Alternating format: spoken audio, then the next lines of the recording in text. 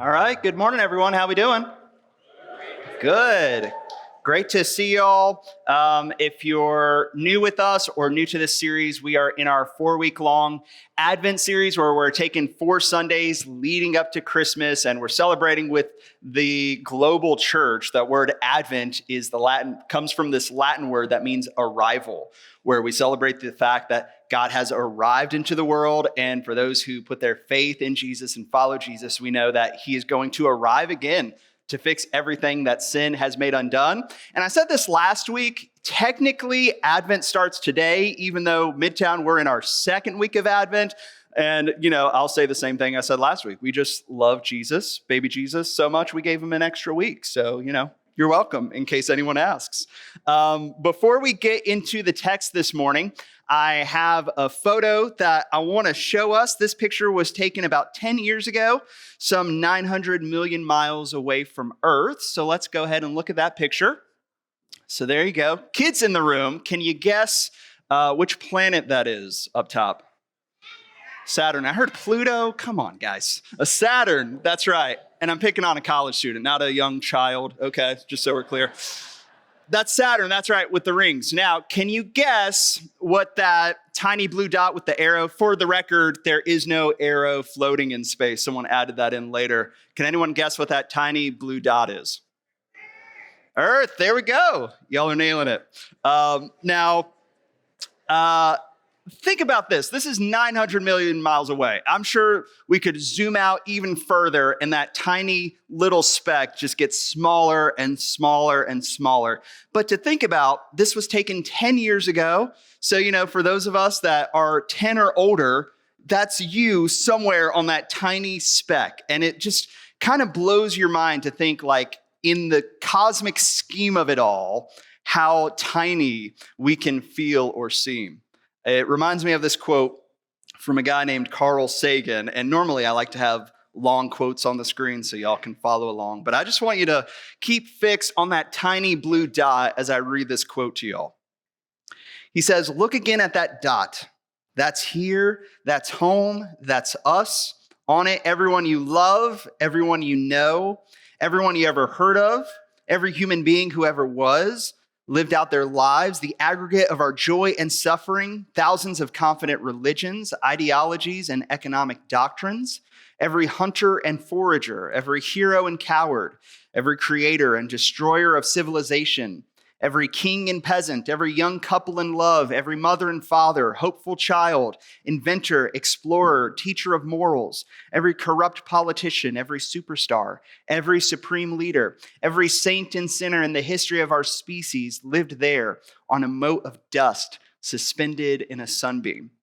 In other words, he would take a look at that and just say, you see how cosmically insignificant this all is. We're all just like floating around on this tiny piece of dust, floating around in space, and we're trying to give meaning to our lives. Like, what are we doing?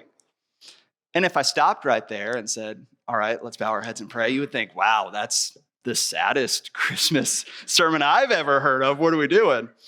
But to Carl Sagan's quote about how cosmically insignificant this all feels, the creator God, the source of all life, would have something different to say when he sees that tiny blue dot.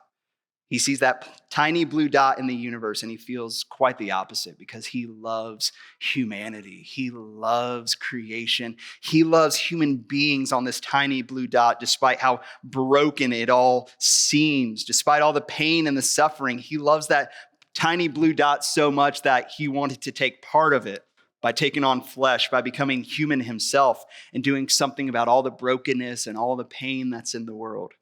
So today we're going to continue wrapping our minds around this question, like, why on earth would God do that? Why the creator of everything would go to such great lengths to inhabit this tiny little dot in space? That's what we're talking about during this Advent season. And as the Beaver family read, one reason Jesus came to this earth was to give us peace. So if you have a Bible, we're going to be in Isaiah chapter 9, verses 2 through 7.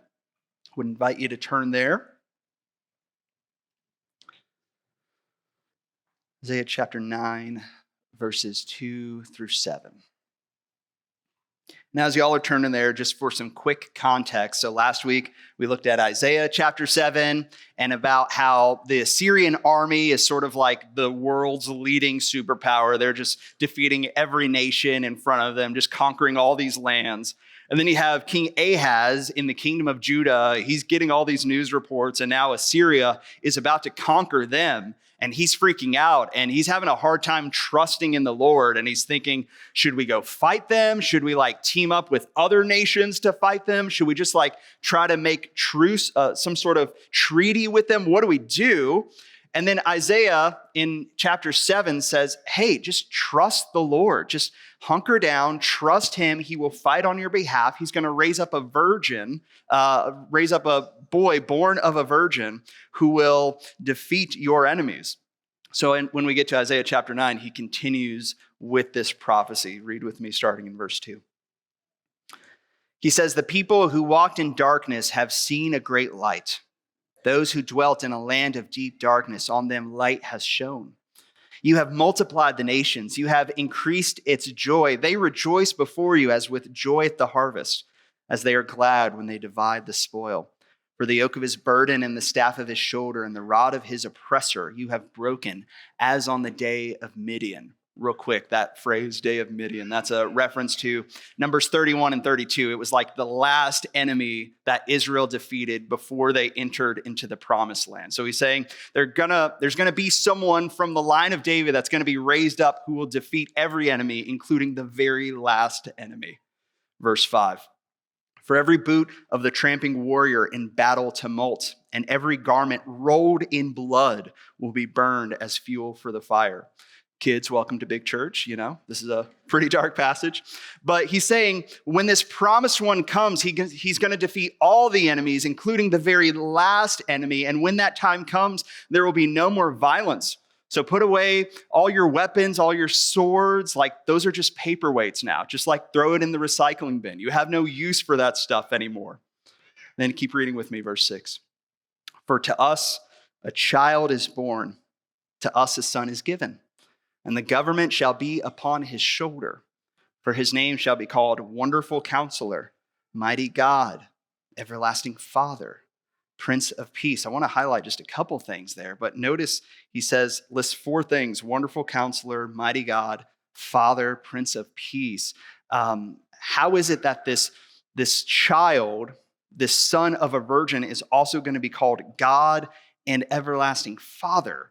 And when we get to the New Testament, we see Isaiah is just planting seeds of what's later going to be known as the Trinity, God 3 in 1. But I also want to highlight that last phrase, Prince of Peace, specifically that last word, peace.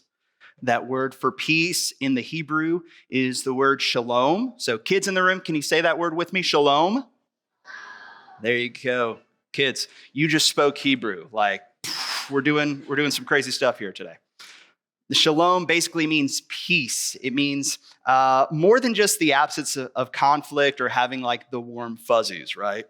When you're at peace, when you have shalom, it's this idea of completeness and wholeness, and everything should be as it's supposed to be when it comes to your life, how you view yourself in your relationship with God, in your relationship with others. When you look out into the world, everything is as it should be. It's complete. It's whole.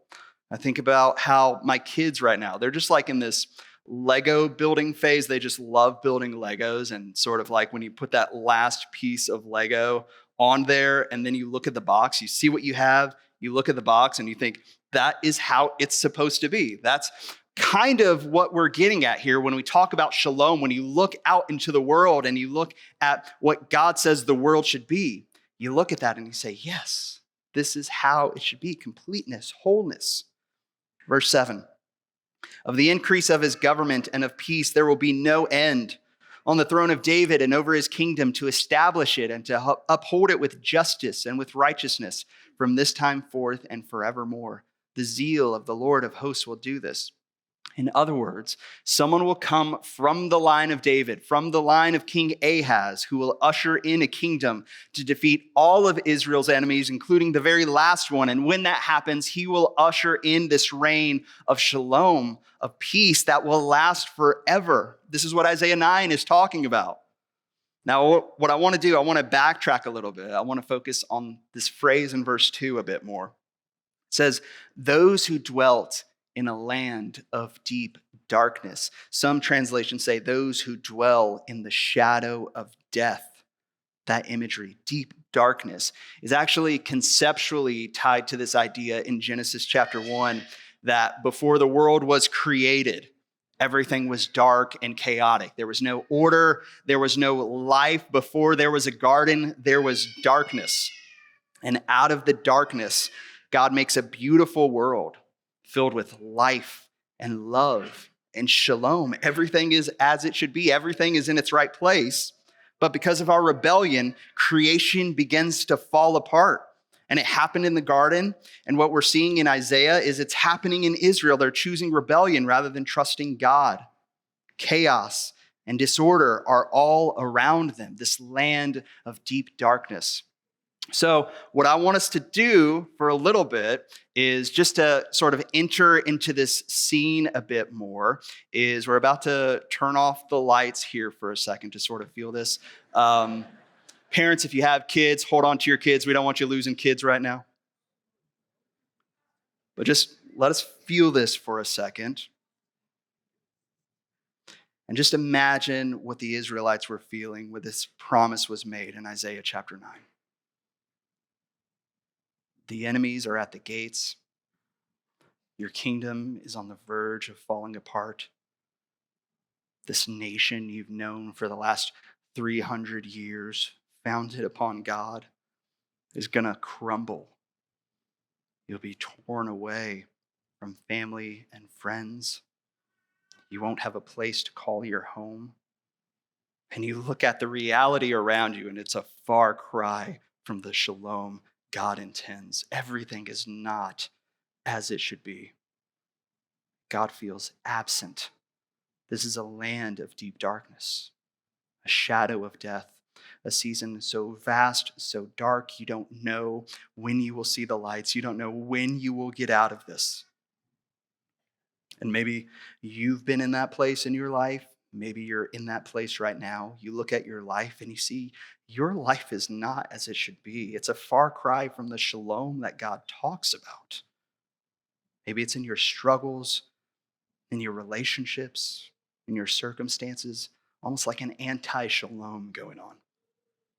Maybe you look out into the world and man, maybe you feel this. I don't know if you're like me, but you feel this more than ever. You look out into the world and it's nothing like the shalom, this completeness that God talks about in Scripture.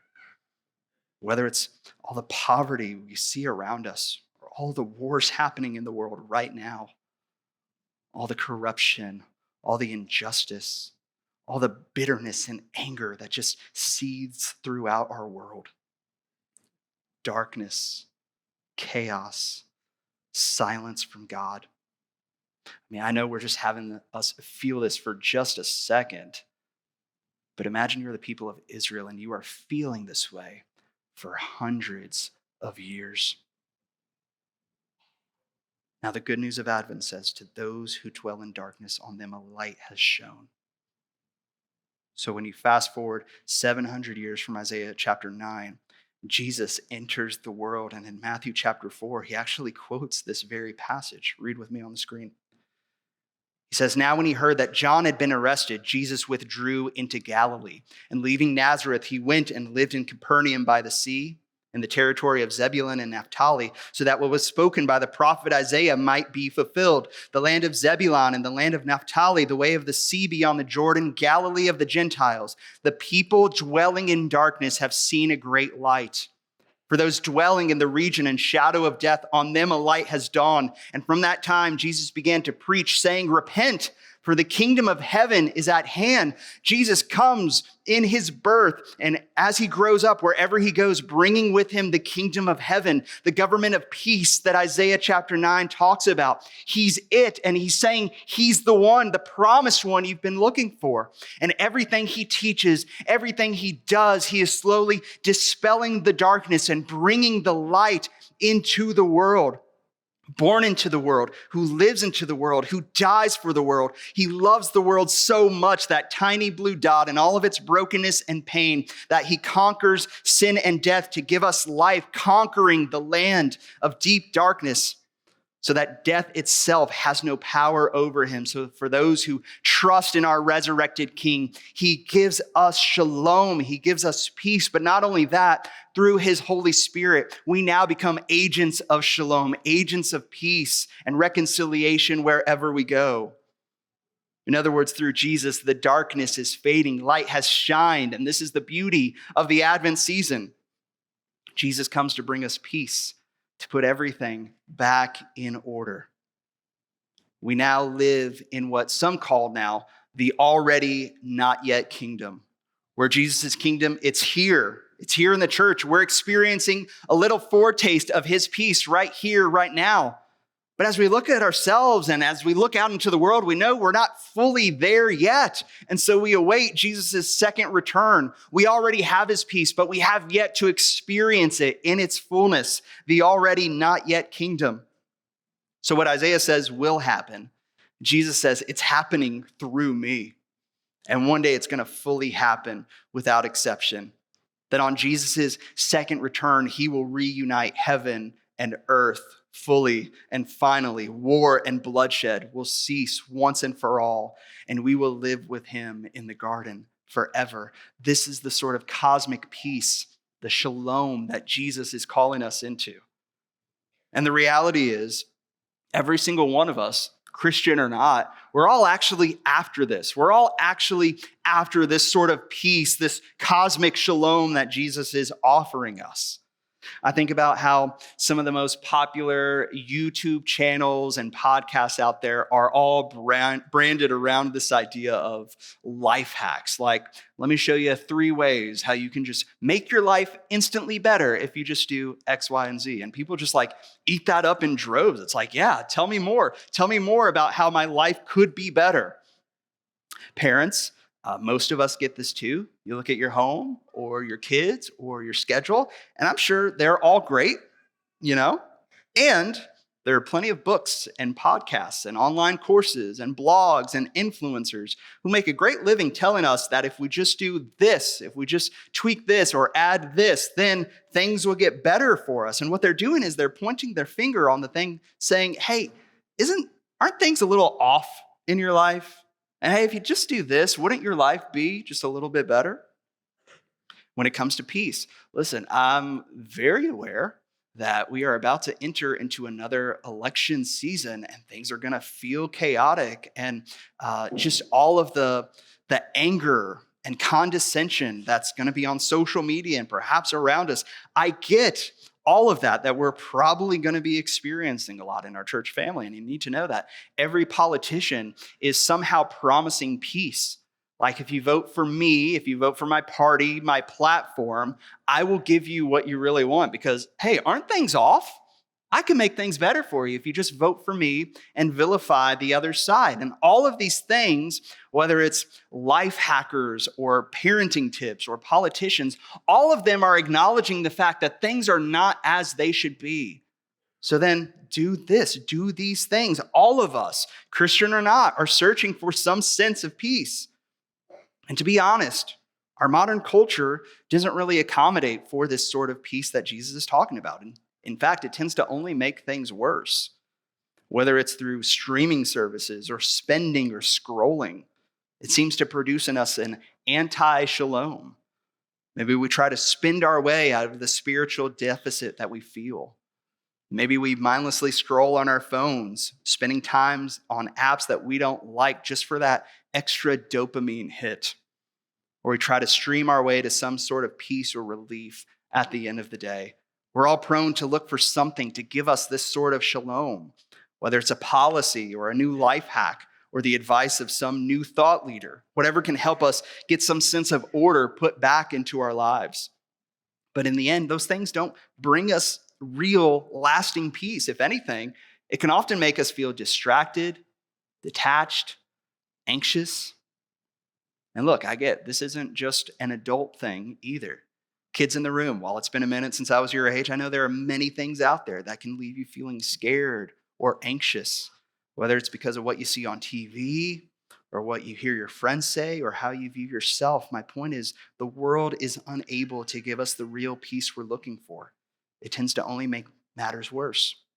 We could always be left looking for the next thing to make our lives better and yet never fully arriving. I think about this is silly, but there's like a YouTuber, podcaster. He's a neuroscientist. He's like all about like the life hack stuff of like, just do 5 things to make your sleep better and just do these 10 things to be more productive. And I like eat that stuff up. I think it's so fascinating. And in a recent interview, like the YouTube algorithm popped up, like an interview he did within the last week saying how this man has like optimized his life to the core, like everything, his sleep schedule, his productivity, his relationships are all just like elite. And he was saying in this interview how even then he feels that there is something missing. And so he's starting to pray out loud in the mornings, even though like he's always been sort of like interested in God. Now he's actually like doing Christian things like reading the Bible. And I was just like eating that up because here's a man, again, he's optimized his life and saying, but something's still missing. And now that I'm praying and reading the scripture, like I'm starting to understand this higher power, and I'm just fascinated by it. And I'm just like freaking out thinking, yeah, man, what you're looking for is shalom, because all those other things, as great as they are, aren't giving you the peace that you're looking for. And it's funny now my YouTube algorithm, ever since I watched that 10-minute interview, is all about like, these celebrities also might be Christian. Click this. It's like, hey, Matthew McConaughey is going to share how he became a Christian. It's like, oh, I want to watch that now. It's like, I'm just drawn into that stuff. But the good news is Advent comes each and every year, wherever we are, distracted, detached, anxious, running the treadmill, always like chasing for the next thing. Advent comes every year to tap us on the shoulder and says, hey, it's just not working. The stuff you're chasing after is not going to really give you the satisfaction, the peace that you want. Only Jesus can do that. You will never spend, scroll, or stream your way to the peace you're looking for because you're looking for something much deeper. And while there may be some good stuff in those things, they ultimately don't deliver on what we're really after, because what we're after is more than just peace in our bodies or peace in our homes or peace in our world. This cosmic sense of peace is what we are really after, to be restored back into communion with the creator of everything, the Prince of Peace who is bringing heaven down to earth, the wonderful counselor who will return to do away with chaos and death forever. And because of Advent, through the birth of Jesus, God is in the process of delivering on those promises. We experience some of that shalom here and now. We are at peace with God. And we await his second return when he will bring shalom to everything. So on a more personal level, I just want to ask you, in what ways might you be lacking peace this morning? Maybe some of us here, we are lacking peace because you're not yet a Christian. You've not been reconciled to God by grace through faith. You haven't accepted the peace between man and God that Jesus came to purchase. And if that's you, I would invite you this morning to change that, to cry out to Jesus, to ask him in prayer to save you. And the beautiful thing is when you pray that prayer, when you cry out to him to say, Jesus, I can't do this, will you save me?